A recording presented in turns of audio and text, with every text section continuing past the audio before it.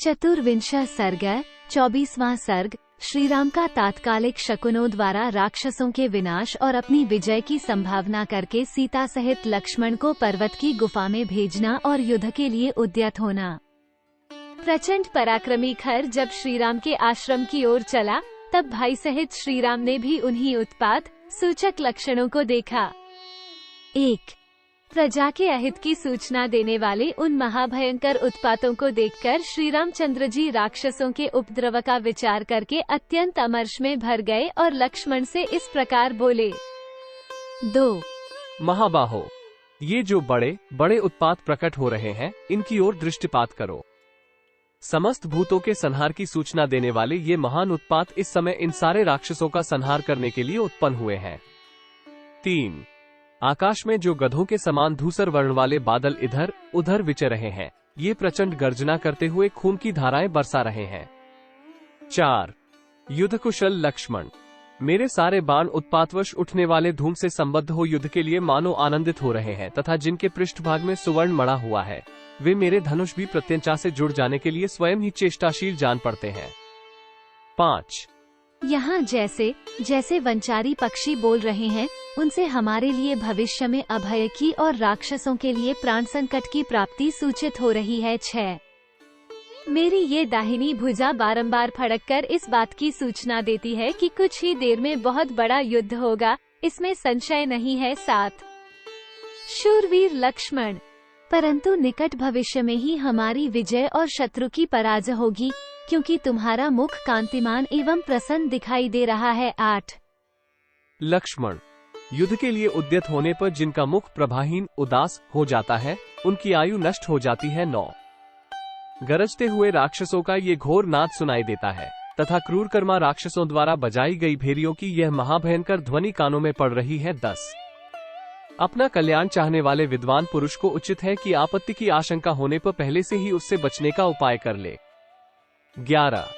इसलिए तुम धनुष बाण धारण करके विदेह कुमारी सीता को साथ ले पर्वत की उस गुफा में चले जाओ, जो वृक्षों से आच्छादित है। 12. वत्स, तुम मेरे इस वचन के प्रतिकूल कुछ कहो या करो, यह मैं नहीं चाहता। अपने चरणों की शपथ दिलाकर कहता हूँ, शीघ्र चले जाओ। 13. इसमें संदेह नहीं कि तुम बलवान और शूरवीर हो तथा इन राक्षसों का वध कर सकते हो, तथापि मैं स्वयं ही इन निशाचरों का संहार करना चाहता हूँ, इसलिए तुम मेरी बात मानकर सीता को सुरक्षित रखने के लिए इसे गुफा में ले जाओ। 14. श्री रामचंद्र जी के ऐसा कहने पर लक्ष्मण धनुष बाण ले सीता के साथ पर्वत की दुर्गम गुफा में चले गए। सीता सहित लक्ष्मण के गुफा के भीतर चले जाने पर श्री रामचंद्र जी ने हर्ष की बात है, लक्ष्मण ने शीघ्र मेरी बात मान ली और सीता की रक्षा का समुचित प्रबंध हो गया, ऐसा कहकर कवच धारण किया।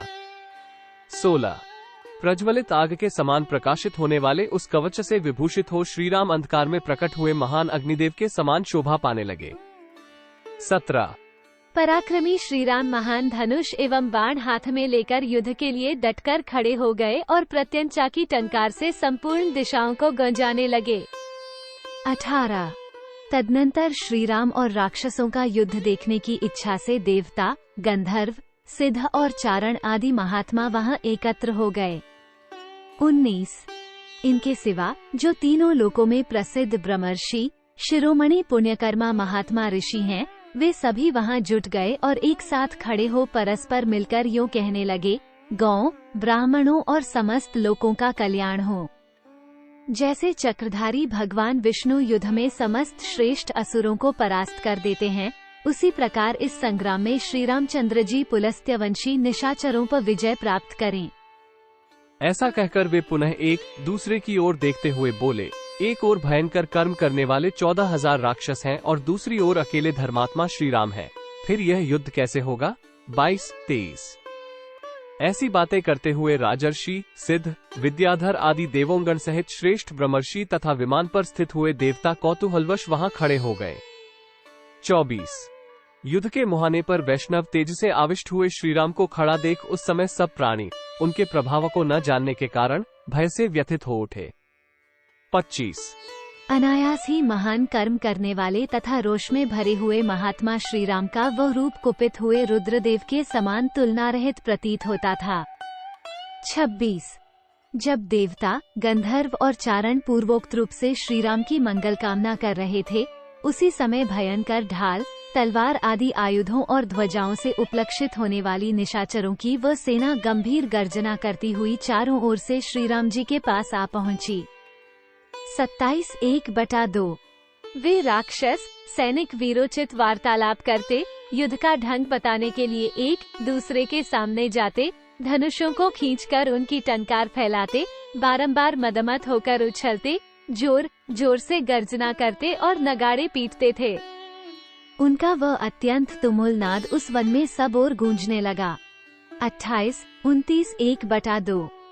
उस शब्द से डरे हुए वनचारी हिंसक जंतु उस वन में गए, जहाँ किसी प्रकार का कोलाहल नहीं सुनाई पड़ता था। वे वन्य जंतु भय के मारे पीछे फिरकर देखते भी नहीं थे। 30 1/2। वह सेना बड़े वेग से श्रीराम की ओर चली। उसमें नाना प्रकार के आयुध धारण करने वाले सैनिक थे। वह समुद्र के समान गंभीर दिखाई देती थी। 31 1/2। युद्धकला के विद्वान श्री रामचंद्र जी ने भी चारों ओर दृष्टिपात करते हुए खर की सेना का निरीक्षण किया और वे युद्ध के लिए उसके सामने बढ़ गए। 32 1/2। फिर उन्होंने तर्क से अनेक बाण निकाले और अपने भयंकर धनुष को खींचकर संपूर्ण राक्षसों का वध करने के लिए तीव्र क्रोध प्रकट किया। कुपित होने पर वे प्रलयकालिक अग्नि के समान प्रज्वलित होने लगे। उस समय उनकी ओर देखना भी कठिन हो गया। 33 34। तेज से आविष्ट हुए श्री राम को देखकर वन के देवता व्यथित हो उठे। उस समय रोष में भरे हुए श्री राम का रूप दक्षयज्ञ का विनाश करने के लिए उद्यत हुए पिनाकधारी महादेव जी के समान दिखाई देने लगा। 35। धनुषों, आभूषणों, रथों और अग्नि के समान कांति वाले चमकीले कवचों से युक्त वह पिशाचों की सेना सूर्योदय काल में नीले मेघों की घटा के समान प्रतीत होती थी। 36। इत्यार्षे श्रीमद् रामायणे वाल्मीकि आदिकाव्ये कांडे 24 सर्ग। इस प्रकार श्री वाल्मीकि निर्मित आश्रामायण आदिकाव्य के अरण्यकांड में 24वां सर्ग पूरा हुआ। 24।